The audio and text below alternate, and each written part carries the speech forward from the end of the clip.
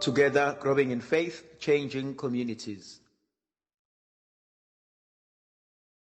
Makadunyiswe uJesu Kristo.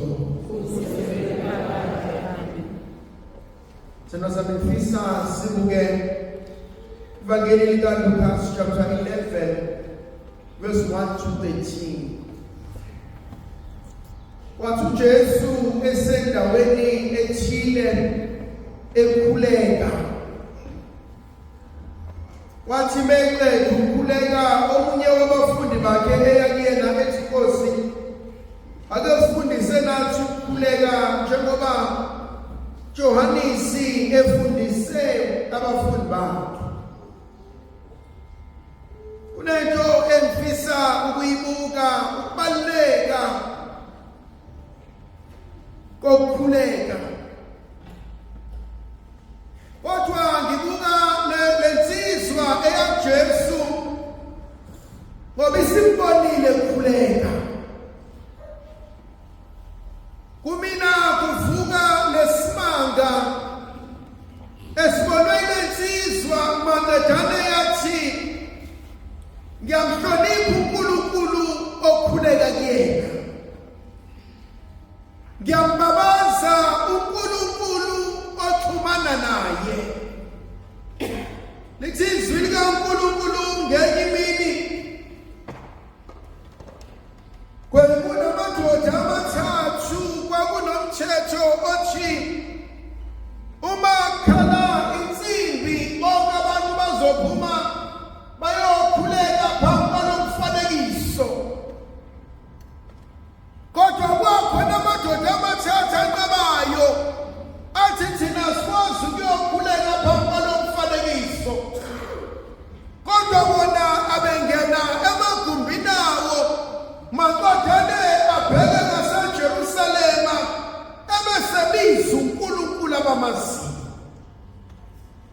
Uthobhala kahle ngenye imini inkosi yayizwa le ndaba ebesiya kuona ithi madoda ngiyeza ukuthi nina anifuni ukukhuleka kulesithombe engisibekile. Uthobhala kahle lamadoda aphendula athi asikwazi ukukhuleka entweni ebunjwe ngesandla, kodwa thina masikhuleka kumele sikhuleke uNkulunkulu wobabamkhulu ngoba siyamazi. Funa ukuhlala enkonzweni yokuthi abantu bayamazi uNkulunkulu okukhuleka kuyena. Lithi izwi likaNkulunkulu lendoda yadinwa, yathi nabafana abamhloniphi maqedane yathi abafaka esandweni somlilo. Uthobhala kahle sebehlele esandweni somlilo, ibiza baseceleni ithi asifakanga nabathathu. Kungani ngibabona sebebane? Funa ukubuza umbuzo ukuthi khona nomuntu okufika kuwena wathi khona ngiyamhlonipha uNkulunkulu okukhuleka kuyena because ngiyambona ethi izinto zenzeke. Funa ukubuza ukuthi ekhaya sakwakulona sebewubonile umehluko ngokuthi uSibani baneka ukukhuleka amazulu ayezwa. Khona omunye umuntu othi bekahlangana nenkosi, mekangena elawini lakhe, mekasondele enkosini, maqedane izinto ziyashintsha. Athi ngelinye ilanga uma eqhamuke emphandweni kade beke iringi yakho uJairusi ebeseyamemeza athi Daniel, ngazi uNkulunkulu wakho ukuhlangile na. Amemeza uDaniel esemphandweni athi Nkosi uNkulunkulu akayibulalanga ingonyama kodwa uyivala imlomo. Amaqedane athi uJairusi inkosi athi wonke umuntu akamkhonza uNkulunkulu kaDaniel ngoba umsindisile emphandweni wengonyama. Khona inkonzo eyenziwa yilo mfana uya kuJesu uthi sekaningi ngikubona ukukhuleka, athi sekaningi ngikubona wenzimanga. Athi nami ngicela ukufundisa ukukhuleka. Khona inkonzo ngelinye ilanga ethu Elisha eyenza Eliya, uthi Elisha Eliya baba ngiyabona sewuzamuka, baba ngiyabona sewuzangishiya, akodwa yodwa into engiyicela kuwena ngicela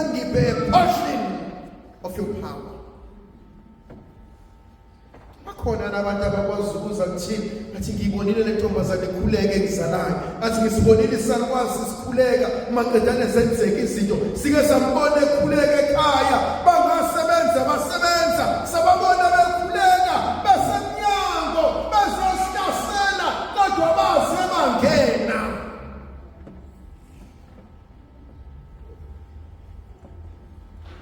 sekhaya eTuzuma next door iselindelana inkatha ihlasele lokushini akulalwe endlini because wonke umuntu ebusuku uyahamba yokempa ekseni kuyabuya kuzolala inkathi yafika ekseni ize lokushini because inkathi abafana ikuyini zayingena emzini nemisi zayibhokota abasala ezibonayo athi melele umuntu omdala usaqambanele bese siyafika lezinsizwa baba abadala abaphethe lokusho abasikhala bayabheka bafuna ukwazi ukuthi bakhona labafana ufaka amabuflamesho useyasaba iyayaluza endlini sasukuma isakwazi sayaluza sikhuleka sasukuma isakwazi waphuma wakhe wathi angangani umfana kodwa sokusiyaluza isakwazi sithi kodwa uzokwenza kanjani uNkulunkulu uzofaka kanjani umntana phambi kwamehla phuma madoda hamba yamazini uNkulunkulu okukhule gogo kwakho sake safika isigaba la uthi khona akusayikhulekeni mina athi akusakwazi ukuhlangana athi kodwa Nkosi oke wawuza umkhuleko walesa sakwazi amsize Inkosi oke wawuza umkhuleko kamkhulu eyaluza kunesigaba esifika empilweni la umkhuleko ufanele ushintshe izinto empilweni zethu khona inkonzo evukayo sabambonile mkhuleka bathi Nkosi sifundise ngoba ngokwethu siyehluleka athi ngokwama ngikwazi ngizokwenza njani athi mina mangithi ngiyakhuleka ngiyakhulumela nje mangithi ngiyakhuleka imkhuleko ayifuni mangithi ngiyakhuleka kube ngathi ngithela amanzi emhlane wedada kanti kwenziwa njani ngiyangithinta lensizwa ithi Nkosi ngimbonile uJohane sebafundisa ukukhuleka hlezi ngithi nomkhuleko kunomehluko phakathi kokuthandaza nokukhuleka abaningi abantu abathasenzela imthandazo yomhlangano baningi abantu abathasithandaze kodwa bangase bangene enkonzweni yokukhuleka yokujula yokulahla khona isigaba esifikayo empilweni inkonzo kuyikhohlwa nale nkonzo abantu manje ngithandayo ekeyayo umuntu akafunda inkonzo kuyinqibela athi ngelingi lakho ujafike athi bekuya kuba ngcono ukwele esandleni sikaNkulunkulu kunokwele esandleni somuntu khona inkonzo ebalulekile inkonzo yokushiya inkonzo yokuyinqabela inkonzo yokulahla inkonzo yokukhohlwa inkonzo yokuyithulisa ubezwe abantu bethi ngisakhuphukela entabeni sisafuna ukukhuphukela entabeni muzo omunye umuntu athi ngisake ngifunda noNkulunkulu wami ngelinye ilanga intombazane uJeshua mefika ekhaya exoxe jabula ukuthi siwinile mayiqhamuka intombazane uJeshua mntanami sekumele kwethule uNkulunkulu ithi intombazane ngaphambi kwethule baba athi kunikeza ithuba lokuba ngihambe ngeNtabeni athi ngiyolilela ubuntombi bami makadale basidangethula khona inkonzo yasehlane khona inkonzo yokusuka kubantu khona inkonzo yokuyivalela khona inkonzo yokufuna ubuso kakhulu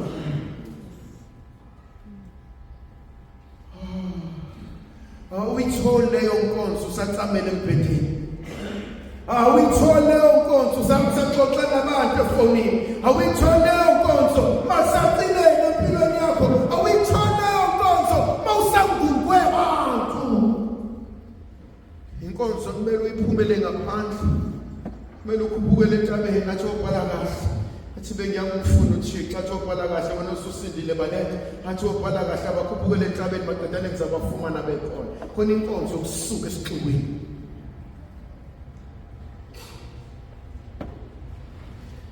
Khona inkonzo uNkulunkulu asifundisa kuyona emkhulekweni.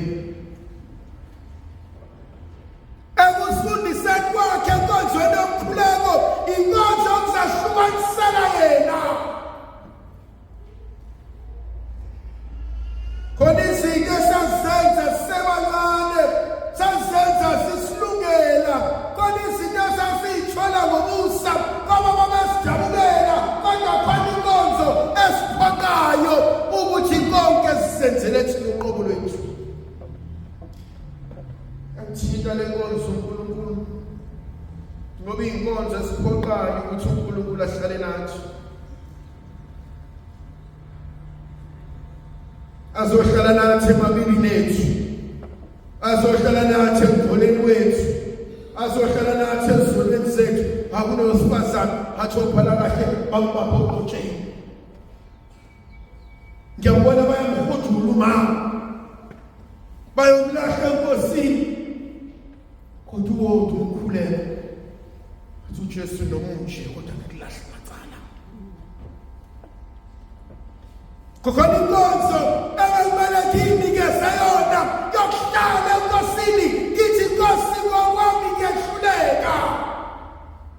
Akhona inkonzo eyenziwa umzali kwesinye isikhathi sebelela abantwana bakhe wonke umuntu ulele endlini nangalehe yes ama-lights are off bayitshela ukuthi ulele kodwa ulokhu engalehe. Uthi uyamuza umuntu onjalo uyagquma endlini uyakhala uthi uyasondela uyalalela uze ukuthi wazi wakhala uma ukhulekela mina wazi wakhala uma ukhulekela umshado wami wazi wakhala uma ukhulekela ukudakwa kwami wazi wakhala uma ukhulekela umsebenzi wami wazi wakhala uma ukhulekela amanyana ami.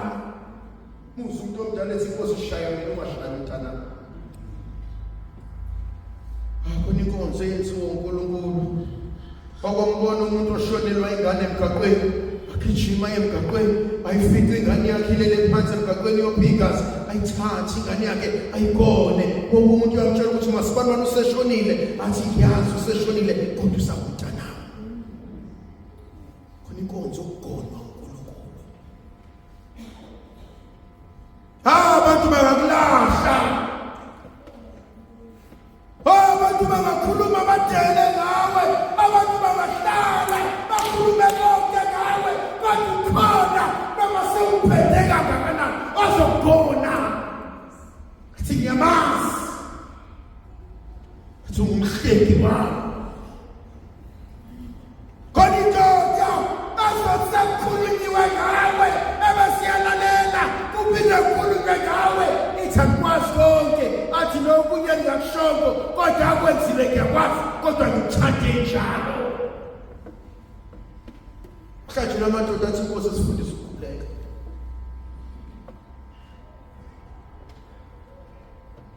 Athi ngoba sihluleka athi ngoba ngokwethu asazi sokwenze njalo kodwa futhi ngathi athi mina uma siqhuba kanje solimala. Masidaza lenkani yakuyitshela ukuthi siyazi athi solimala.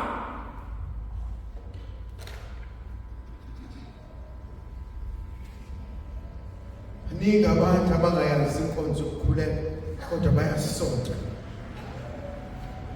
Ningi abantu abangayazi inkonzo yokuhlangana noNkulunkulu kodwa bayasonta.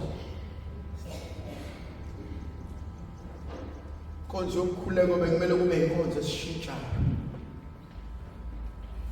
Athi guqule Nkosi yami intando ifaniswe neyakho asho njalo Hezekiya athi ngiyakushintsha inhliziyo zabo zingabe inhliziyo zenje.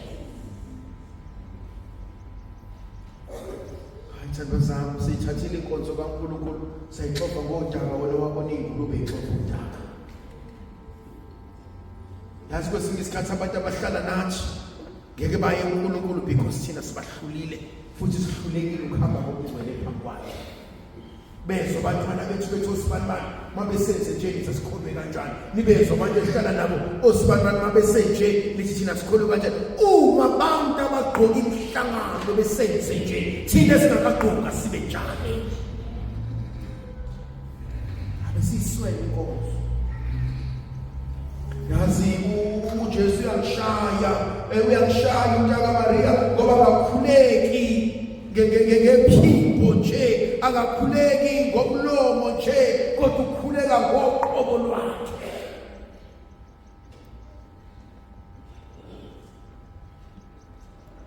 Athi ubhala kahle amahubo athi deep is calling upon deep. Wewe thazezulu khona omunye umuntu weak oyinceke, and you realize ukuthi this conversation does not make sense. Wafuna ukubhala imessage ende, and you realize with the message you're wasting time, and at the end of the day you just say okay. Spiritually kuna abantu abanjalo. You realize ukuthi this is a waste of time. So Jesus fundise inkonzo uphetha ngegama elilodwa athi manikhuleka anothi baba maniphathwe ngokugcwele igama lakho. Ubungcwele bukaNkulunkulu mabonakale ekuphileni kwami impilo yobungcwele. Angikwazi ukuyibiza ngekholwa kodwa ngibe ngumbulali. Akwazi ukuyibiza ngekholwa ngibe ngihlukumeza abantu. Akwazi ukuyibiza ngekholwa ngibe nginenhliziyo embi. Akwazi ukuyibiza ngekholwa ngibe ngiyiphiqiphiqi. Akwazi ukuyibiza ngekholwa umndeni awuhambelani ngenxa yami. Busise uNkulunkulu somanje sinika amandla nomusa nothando negrasi yemvela yelo